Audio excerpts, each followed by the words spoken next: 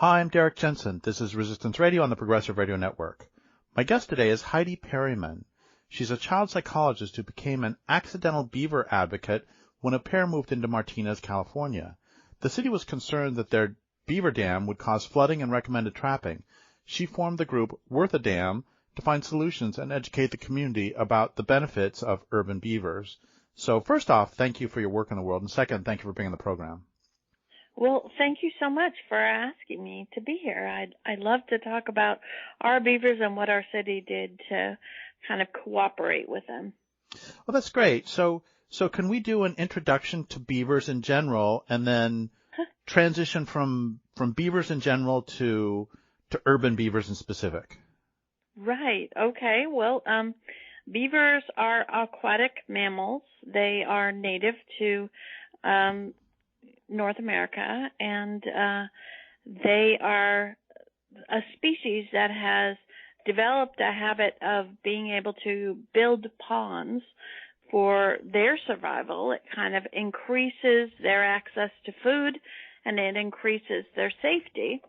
But because they build these ponds, they actually end up benefiting all other different kinds of species. So there are more fish, there are more insects, there are more birds, there are more amphibians surrounding a beaver pond. And that really is a very instrumental part of why beavers matter on the landscape. And weren't there just almost unbelievable numbers of beavers in many parts of North America prior to conquest? Yes, from the top of Canada down to the top of Mexico, there were beavers in every stream, river, and rill, supposedly. Every pond had beavers in it, every creek, and they really were busily shaping our landscape for millions of years, and they actually created this rich arable farmland that all of America relies on now. But they did that as a function of making their ponds to keep themselves safe and ending up benefiting all these other creatures.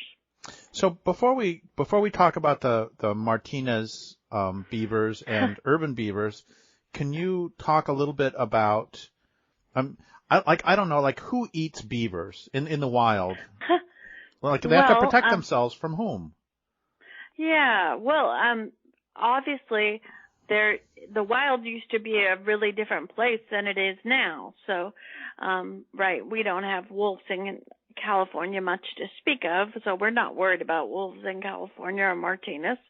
But beavers are eaten by bears, they're eaten by coyotes, they're eaten by bobcats. Young beavers are predated by otter.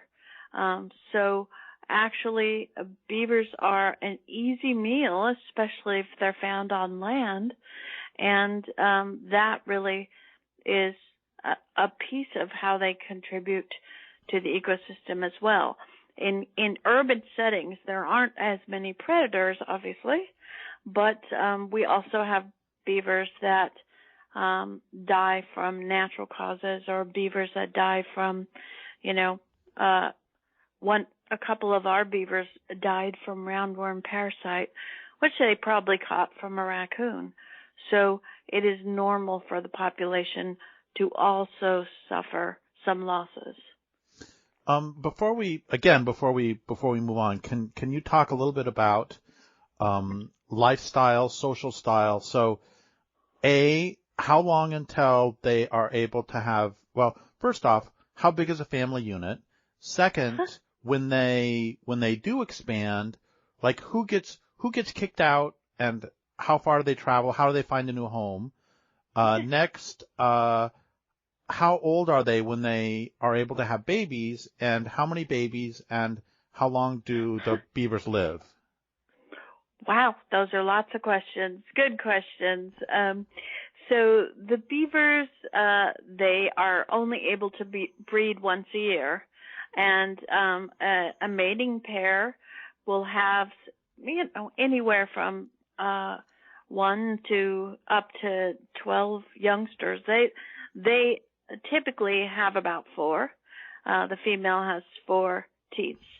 So we had for several years in Martinez. But the kids stay with their parents and get taught everything about being a beaver.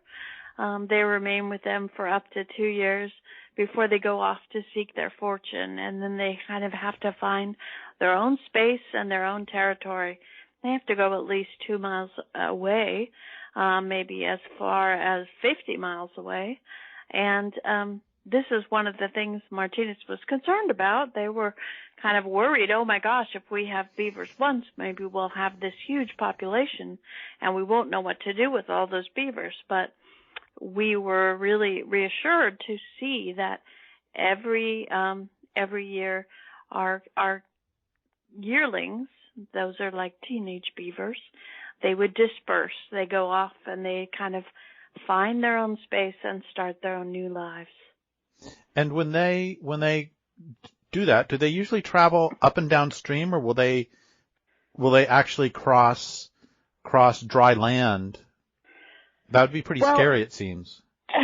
Yeah, and when a beaver is dispersing, when it's left its family behind, that's actually the most dangerous time in a beaver's life, because it doesn't have a safe place and it doesn't have family people to look out for it.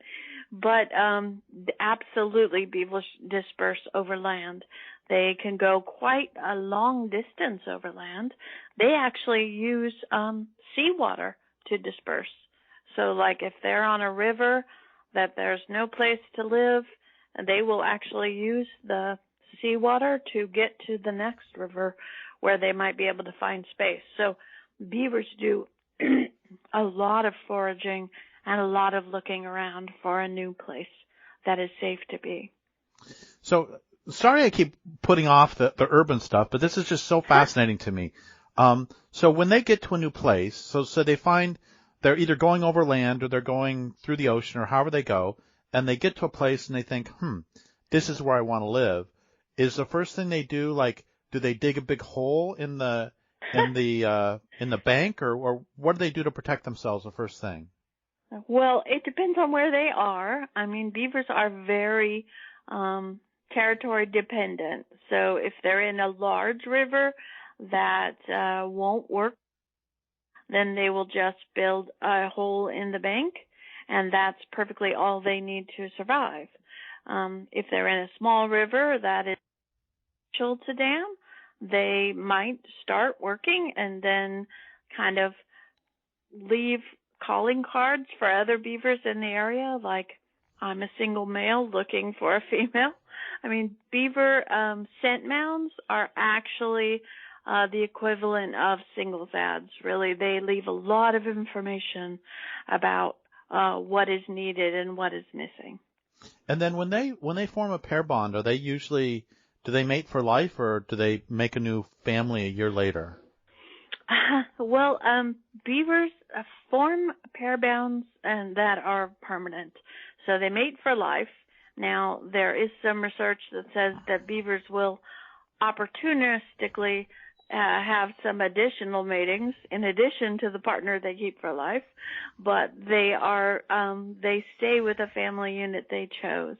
Our pair in Martinez, the female died, and the dad actually remarried after a few years. So we definitely got the whole soap opera in Martinez.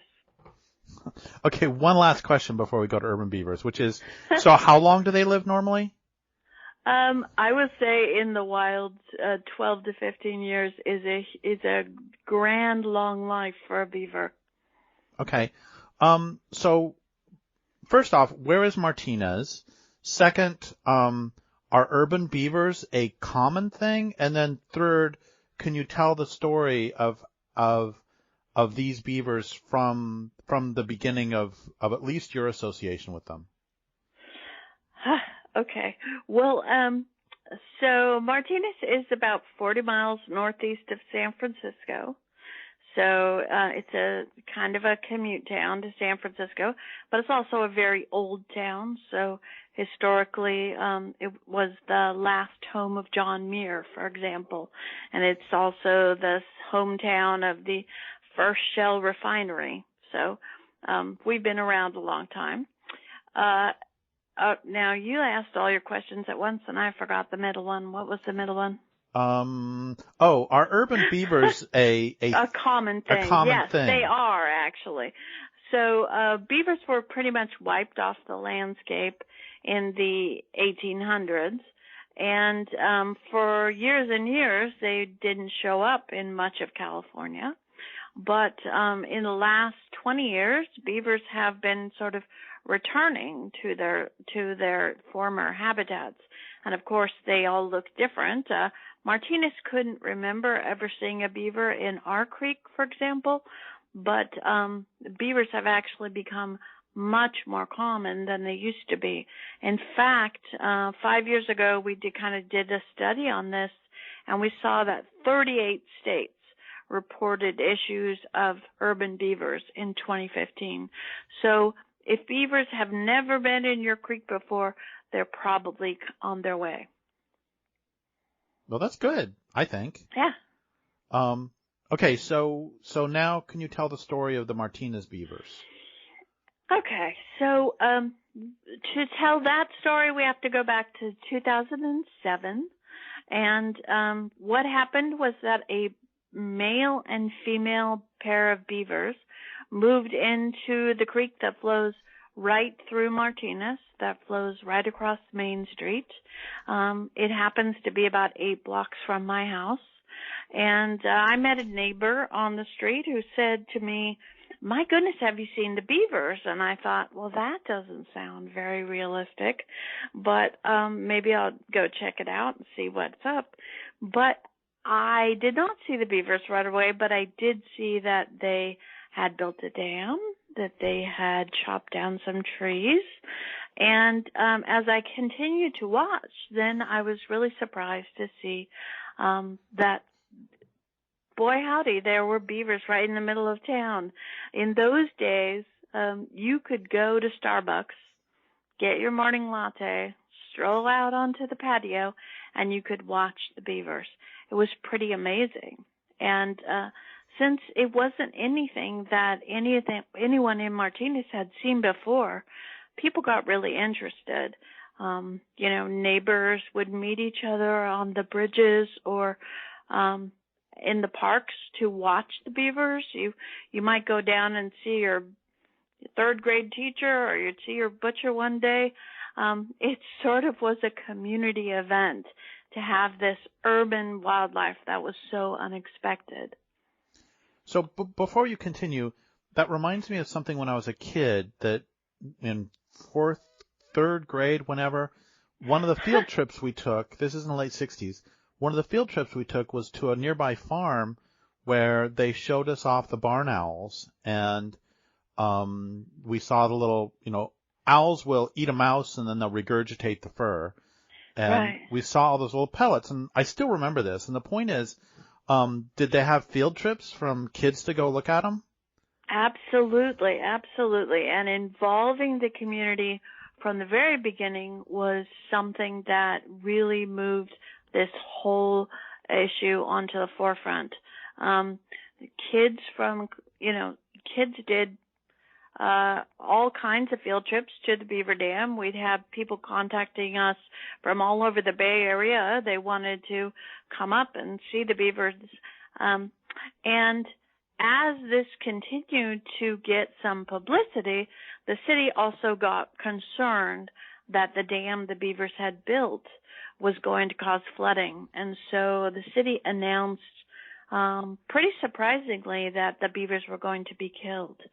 Now, the way trapping law works in California is beavers cannot be relocated, so there wasn't any place for them to go safely. The only thing that could happen to get rid of the beavers was the final solution. And people did not like that idea. So they started talking, to each other, to the media, and it turned into a bigger and bigger story. At one point, we were on all the local newspapers. We were on national news. We were even, a story that got on Brit Hume's Fox News National Radio. So it was a pretty big deal. And I was happy about this attention because I thought that maybe all these eyeballs on the story would slow the city down and make them a little more cautious in what they decided to do. So before we talk more about the controversy, that you said the California laws, they can't be relocated. And a couple of years ago, I interviewed Sherry Tippey, who is one of my heroes. And she relocates, quote, problem beavers, end quote, in Colorado from a city where they were going to be killed to the countryside. And can you tell me a little bit more about that law? Cause that really annoys me. And one more thing is I live in far northern California, Crescent City, and there's a stream right behind where I live that would be just perfect beaver habitat. And a fantasy I've had for the 20 years I've lived here is that, if there's some poor beaver going to get killed, I could relocate it. But now thank you very much for destroying my fantasy. Well, honestly, and I think Sherry's great, and she's one of the very first people I called when we had that issue. But I will say that my personal preference is that people who have problems with beaver solve the problem, not get rid of the beaver. Oh, I completely agree with you. Completely agree. And ultimately, since the beaver population is kind of rebounding, if you move some beavers, the odds are that you are going to get in this adequate habitat that you have, you're going to get new beavers coming back. Because basically what you're doing when you move them is you're putting a vacancy sign on the property, and some other disperser is going to find it. Well, and another problem with relocation in general is that, and this doesn't matter whether we're talking about bears or anybody, is unless there is, I know somebody who is involved in anteater relocation, giant anteater in South America, and there is plenty of prime habitat, and the only problem is that the giant anteaters themselves have been killed, poached, or whatever. So in that case, you can bring them in, but if you bring them in, like when they relocate a bear, quite often they just drop it in some other bear's habitat, and it gets killed anyway. It really doesn't usually work. But okay, so having said this, let's move forward. How strong was the impulse to kill the beavers? How touch and go was this disagreement, or was it pretty easy or pretty hard to save them? Well, I would say that one of the challenges is the way the beavers happened to move was right next to the largest property owner in all of Martinez. So the most powerful voice in all of Martinez, I would say. And so they wanted the beavers gone. And the city council is very used to listening to that powerful voice. So they were quite sure that the beavers were going to go. And it was unbelievable for them to even have to discuss the issue with all these, ragtag citizens that showed up and said, we want to keep the beavers. That was just, it was an unheard of thing for us to object to, because, nobody really had ever coexisted with beavers in an urban setting before in California. We were sort of the first. Nobody had installed a flow device in California before. We were really the first. So what we were asking to do was to ask the city to completely turn around their opinion, which was took a great deal of pressure and a great deal of faith on the city's part. And one of the things that I try to do with my work is to encourage people to defend what they love. And so can you talk about, because it's so easy for us to go, oh my gosh, I'm so sad because I love those beavers, but there's nothing I can do. So can you talk about what you and other people did to save them and sort of give pointers to somebody who may not have done this sort of thing? Well, I can only give the pointers that I've picked up over the years, and say that my background, not a biology background, not a wildlife background. This wasn't what I did for a living.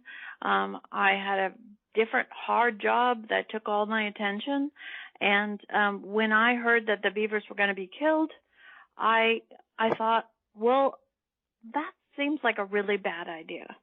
I mean, I had been watching these beavers. I had watched them have kits the first summer, and when kits are little, they make this low whining sound that sounds like a child crying. It's really compelling. And I thought, gosh, do the people that want these beavers dead even know about that sound? And if I don't do something to stop them from dying, am I ever going to hear that sound again? So I thought, okay, well, maybe I'll work on this for a weekend. Maybe I'll work on it for a week. How long could it possibly take? Now, that was 15 years ago, but I figured I would talk to people. I would use the skills that I had. I would use the contacts that I had. And, just to give you an idea, 15 years ago, there were not any sources on the internet about how to coexist with beavers. There were 3 sites on the entire internet. So I had to contact all these people personally by phone and talk to them. That's why I called Sherry Tippie. That's why I called Mike Callahan. That's why I called the Skip Lyle. They didn't have that information available any other way. And that really started a big education in my mind about all the value of beavers and the trickle-down benefits that beavers could bring. And from the other side, what is their main argument? I knew somebody, and this was an acquaintance, and it annoyed me no end. An acquaintance in New England somewhere wrote to me one time and said, "Oh, there's some beavers, and they're gonna flood my sort of the back end of my property. It really pisses me off, so I'm gonna call, Massachusetts Fish and Game or something and have them come kill them." And right. That's something that unfortunately I think we hear. I mean, I've heard fairly often. Is that a fairly common response? Yeah, that people are concerned that beavers are going to raise the water on their property so that they lose part of their boundaries, or they lose a retaining wall, or they lose maybe access to their basement. People are also concerned that beavers are going to flood roads or block culverts or chew down prized trees. I mean, obviously, cities plant landscaping all along urban creeks, and they don't do it so beavers will eat it. They want those trees to stay in the ground and prevent erosion and all those kinds of things. And they're not happy when beavers make plans. Now, Martinez had a particular section of creek that had been for years and years just completely abandoned and not treated well. And it was the end of this huge flood restoration project. They restored this one section of creek to its natural qualities, right? They planted some trees. They left some bank exposed. It was very lovely. It was the result of 50 years of hard work by East Bay Regional Parks to even allow it to happen. And the ultimate result of their hard work was that beavers moved in and said, "Wow, this is great. This will do great." So it was really a compliment to our restoration, but the city obviously didn't take it as a compliment. Okay, so move forward with the conflict. How did it move forward from there? Okay, so the city has a plan to kill the beavers. People are upset about the plan, and more talking, more and more news. Everybody's picking up the phone, calling in the city every day. And so the city said, okay, we'll have a meeting to decide the fate of the beavers. And they pretty quickly decided this meeting couldn't happen in City Hall because there were too many people that wanted to be part of it. So they had to have it at the Performing Arts Theater at the high school. And that meeting took place in November of 2007. And 200 people showed up for that meeting.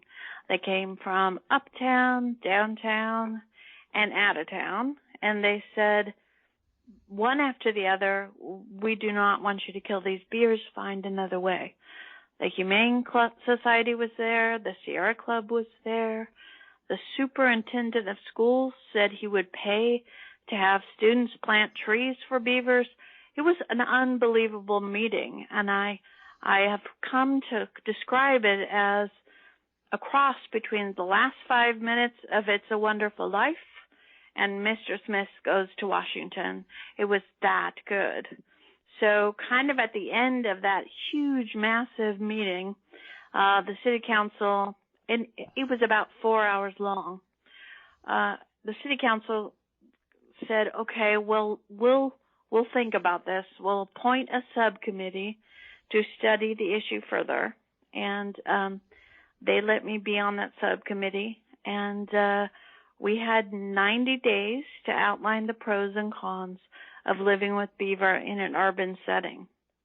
And that was the beginning of the next stage of the beavers, which is, we were able to hire Skip Lyle, bring him in from Vermont, and have him put a flow device in the creek so that the water would continue to do what it needed to do in the creek to keep the flooding from happening. And once that flow device was installed, that pretty much totally solved our problem. Now, the people in Martinez, I will say the city council might not even have believed it would work. They kind of just agreed to do it because they wanted to show that they had tried everything they could, and they figured it wouldn't work, and then they'd be able to bring in the second solution. But it did work, and for 10 years this controlled the level of the dam in town, and that really made all the difference.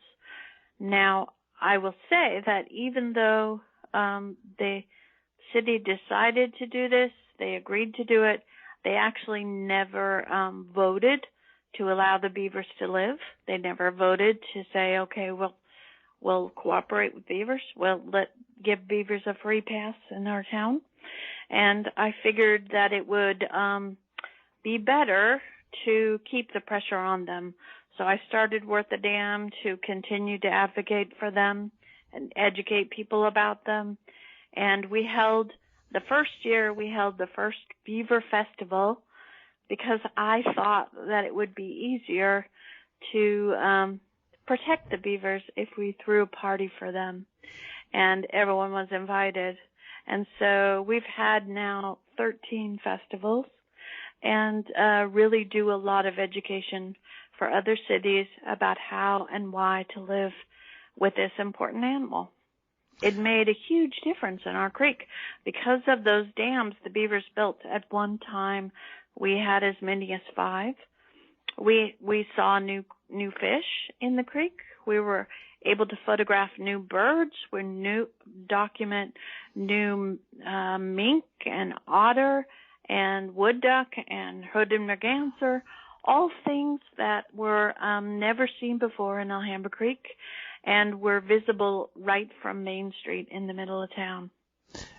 And as time has gone on, has the city council switched over yet to like the Beavers? I wouldn't say they ever switched, but they definitely learned to switch their vocalizing. They definitely learned which side to pitch for, and we were actually added to the congressional record by our congressman. So it was really such a success story in so many ways that at this point the city, if we still had beavers, the city wouldn't be able to do anything about it. But our beavers about 3-4 years ago, they decided to leave their hometown and took off. So right now we're in between beavers, but I definitely think we learned a lot from them, and they benefited our creek and our community. So, do you have any idea where any of their babies ended up dispersing to? I do, actually. I think we have some of their young in Napa. Some of them, went into like the other side of the Carquinez Strait. We have some beavers right now in Fairfield. We have some in Rodeo. So, beavers kind of, they don't write, they don't call, but we get to hear stories from other communities who contact us, and we can kind of infer that they might be ours. And is this pretty typical of sort of beaver natural history that when a family either moves on or dies out of old age or something that their home might be empty for a couple years before somebody else moves in? Absolutely, yes. And what I will say, it definitely depends on what the population of beavers at the moment is. There might be some place that is really crowded, and so beavers need to go to a new area to kind of find territory. But then all of a sudden space opens up, and so that space, that new territory might not be as popular during that time. So the fact that they haven't been there for a couple of years is not particularly worrisome to you. We've had what I call beaver drive-bys. We've had beavers come in and chew trees, things like that. So I know they're in the area. No, it's not worrisome. I know that they can. I mean, this particular creek, which is both tidal and fresh, has a particular set of demands that maybe beavers, not all beavers, are willing to put up with. Yeah. Right. Okay, so let's change the subject for a minute. There is an event that is happening very soon, and can you talk about that event?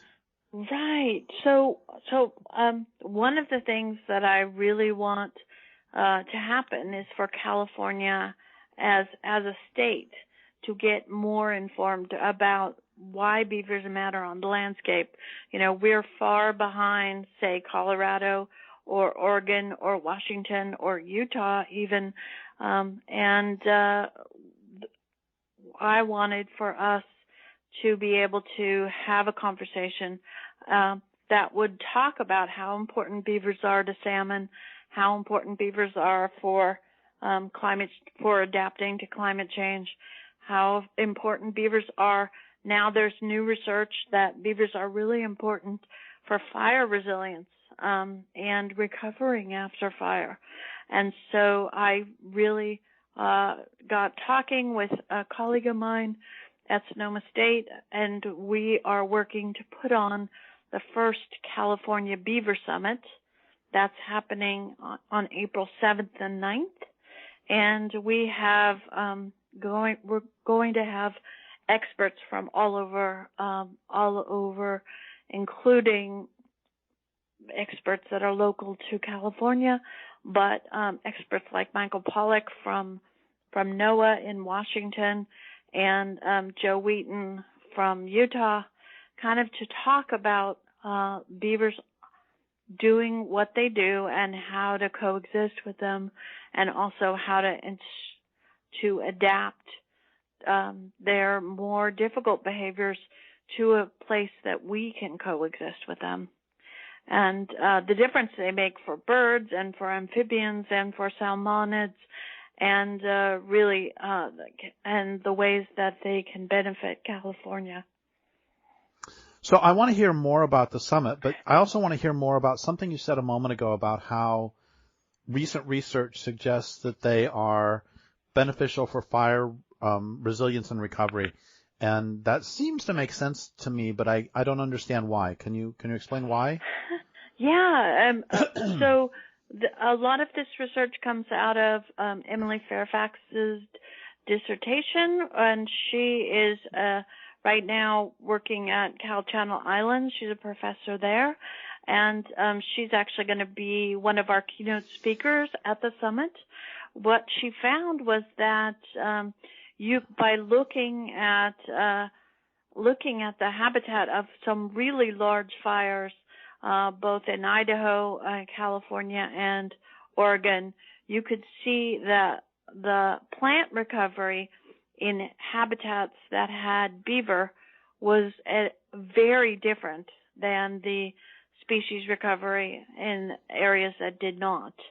And one of the things, and this has been really discussed in lots of different venues.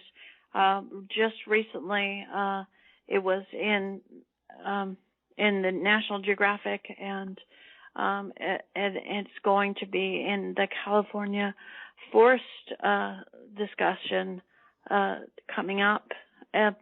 But you can really see not only that it makes a real difference for recovery, but it also, as we're having beaver ponds saturate the soil and keep water on the landscape, that it really makes a refuge for all the wildlife during the fire to be able to have a place to hang out and stay safe, but also probably provides a break for some of that fire as well. And it seems to me that with saturating the ground like they do, it seems to me that beavers would provide an extra layer of drought protection. Well, absolutely. Back in 2012, when FEMA was bailing out states at a great rate, that because of drought damage, you could just look at the map of the states that were the least tolerant of beaver, and you could see that there was almost a one-to-one correspondence, that places that didn't tolerate beaver on the landscape were the ones that were hardest hit by drought. And I certainly, beaver ponds are shown to you're storing water not just above the soil line, but actually below. You're recharging the aquifer. You're actually making, I think one study showed 9 times more water on the landscape than equivalent areas without beaver ponds. Wow. Okay, let's go back to the summit. Before we move on to this, before we move on to more details, can you how do people either, is this online, or do people actually show up? Right. So one of the things that we did with this summit is this is going to be a virtual summit because we had no idea where things would be. We wanted to have it this year, and we thought also this is a good place for California to start, because California is not, we're not at the head of the class yet. So I don't think we'd get 100 fish and game experts to come to a 2-day beaver summit in person. But we have over 500 people registered right now for this virtual conference, and over 100 of them are CDFW. So I'm really happy about that. A lot of professionals, a lot of agency folks interested in this subject. hungry for this subject. Can members of the general public attend too? Yes.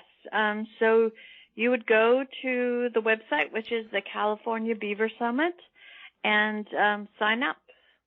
And we're very interested not only for professionals to learn these skills and this information, but also for, I'm not a professional. I was just a lay person like anyone else. And learning this made a huge difference in my life and in the lives of some lucky beavers. And it's the 7th and 9th, and is it all day on those 2 days, or what are the hours? No, it's 4 hours. It's 1 to 5. Pacific. And let me just say, April 7th, we actually chose this date, oddly. It happens to be an International Beaver Day. Oh, that's great. You probably didn't know there was such a thing, but there is. And it's a perfect way to celebrate. And it says on the website itself that you're excited to have students. So can you talk to teachers for just a moment here? And right. How would teachers/students participate in this? Yeah. Well, we're very excited to have the next generation of naturalists be aware of this information. And what we wish is that if students are participating or registering through a class, if it would be possible for a teacher to register for that class and then the students to watch that teacher's,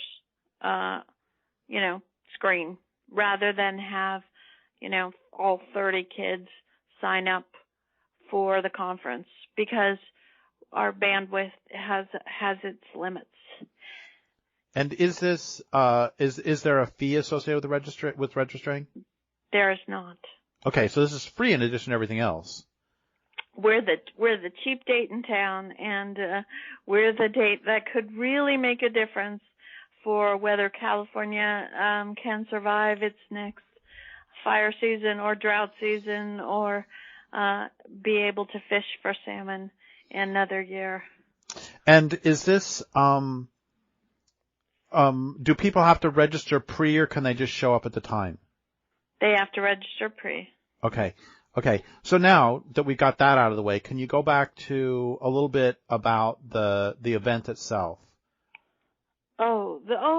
The event itself is going to be 2 days, and I really am excited about those 2 days. I think the idea is, I will say that one little caveat about beavers, particularly in California, is that because California was settled so late, that there was some controversy about whether beavers were even native in California. And we worked with an author who's going to be presenting the first day about documenting beaver nativity in California, that we kind of were able to publish a paper in the journal, publish a series of papers in the Journal of Fish and Game a couple of years back that sort of addressed that and pretty much put that issue to rest. And that really started with a archaeologist from the Bureau of Land Management who found a paleo beaver dam in the eastern Sierras and had carbon tested the wood from that dam, and found that the oldest parts of that dam had been continuously rebuilt from 530 AD and all the way up until the fur trade. So that kind of gave us the platform to re-examine the literature and the information. And anyway, the first thing we're going to talk about is that beavers belong here in the first day. And so I would say the first day of the conference is really beaver essentials. So beavers and salmon, beavers and nativity, beavers and amphibians and birds, and managing difficult behaviors on your property by using flow devices or restoration tools. That's Beavers 101 is the first day. And the second day is really beaver dynamics. So how they affect other species and also how to work with the human species so that you can allow beavers to do the work they need to do on the landscape. So is your experience generally that people, the people, apart from that big landowner, do people generally love beavers when they, is this? I would not say that. Beavers are a hard sell. You know, even people who are sympathetic to wildlife, they still like their, you know, cherry tree not to be chopped down. They still like their basements with all their photographs not to flood. I mean, there are a lot of things that beavers do that are not convenient. And I will say that in Martinez, you know, we solved the beaver problem, and that took about 3 hours. But the human problem, we're still working on it 15 years later. So I think managing human expectations and human decision making, that's the real challenge. So I'll tell you something. Go ahead. We're smarter than beavers. We're smarter than beavers. Not sure about that. Yeah. I'll tell you something that really annoys me is that I wrote a book on zoos many years ago, and at the time there were some grizzly bear cubs who were going to be put in the San Francisco Zoo because their mother had been killed in Montana. And they killed the mother because she ate like 50 pounds of corn and in somebody's barn. And it's like, okay, you're living in grizzly territory, and you should just be so happy that you actually saw a grizzly bear, and 50 pounds of corn is not very much. This isn't like it, you know, it killed your kid or something. And 50 pounds of corn is nothing. So for me at least, and maybe I'm different than a lot of people, but for me it's like, instead of getting mad at the beavers, I would be so happy. It's like a generation ago, people couldn't see beavers in Martinez. And what a thrill. And like you said, I love the part where you said that that you could hear the kits. And, you know, I've seen beavers in the wild some, but I've never heard a kit. Right. I mean, it is a precious thing to be able to see a beaver in the wild, but I also think it's really valuable to be realistic about the challenges that come with beavers, because being realistic means it gives you the opportunity to be hopeful. Right. And I just think, you know, if you talk to someone and you say beavers are great and beavers are going to change the world, well, they are, but they're also going to change your plans sometimes, and there has to be some realistic solutions to be able to deal with that. Right. Right. Okay, well, we have like 2 minutes left, and can you give us one last little bit about the conference, and then after that, one last little bit about how much you like beavers? Well, I will say that for me, the most exciting thing about the conference originally when we put it together and we're getting people signed up, we didn't have much response from some of the large organizations that most interact with beaver in California, see the Fish and Wildlife, and I was really frustrated about that. But I have been much more encouraged that so many people have signed up for this and are so interested. And, you know, even though CDFW isn't giving them the day off or paying them to watch this conference, I'm really touched that so many people who do this work want to learn more about how and why beavers matter.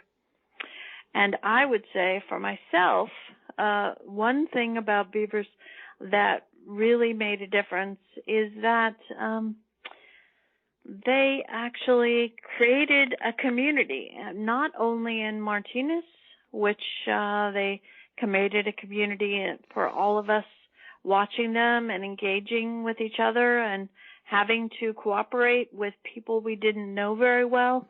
I mean, sometimes when you'd go see the Beavers, you'd end up talking to the homeless because they lived right alongside them. And it definitely created a crossover of community in Martinez. But I would also say that Beavers, because their value on the landscape is so rarely understood, it's only just beginning to get more public. They actually have created a real community at large.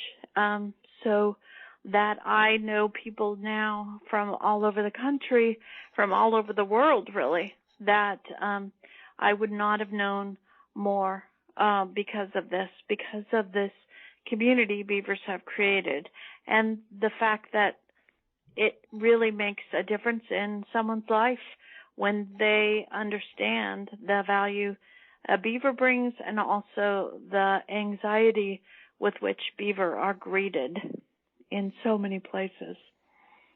Well, thank you so much for all of that. And before we sign off, I just want to say it's CABEAVER summit.org. CA, California, CA, beaversummit.org. And the other website for people to look at is martinezbeavers.org at WordPress. martinezbeavers.org. Is there anything else you want to share in that way? No, I think that those are wonderful for you to share, and certainly there is a great deal of information about our work in Martinez available on that website. But I also work to cover every beaver story that I can across the country to kind of learn about how other people are doing this work. Well, thank you so much for all that great work, and thank you for being on the program. And I would like to thank listeners for listening. My guest today has been Heidi Perryman. This is Derrick Jensen for Resistance Radio on the Progressive Radio Network.